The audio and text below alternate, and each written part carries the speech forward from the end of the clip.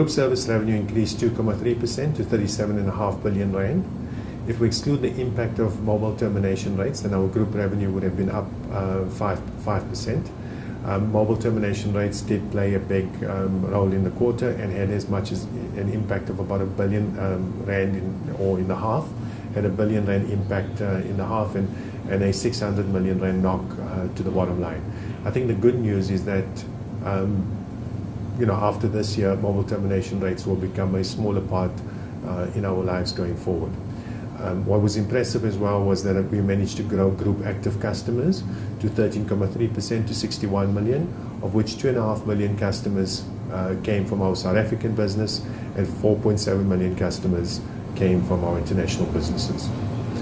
What was also quite pleasing was the growth in data revenue, where data revenue was up 24.7%, and we managed to grow our data customers by almost 28% to 26 million customers.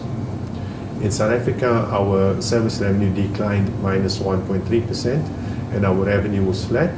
If we exclude the impact of MTRs, it was almost up 3%. The impact of mobile termination rates was effectively a 4% impact for South Africa. What was quite pleasing as well was our international revenue growth, which now constitutes 24% of our group service revenue and 21% of our EBITDA. Our international operations grew by 13% in service revenue and 21% in EBITDA. Our strategy has been to really accelerate our capital investment across our markets. So our capital investment was up 21% to close to 5.9 billion, of which 4.1 billion was spent in South Africa alone. Our strategy in South Africa has been well executed on. Effectively, what we've been doing is making sure that we're investing quite heavily into our networks for two reasons. One is to create more capacity, and secondly, to create clear differentiation from a quality perspective, but also clear differentiation from increasing our coverage areas, both for 2G, 3G, and 4G, and readying our networks for the massive data growth going forward.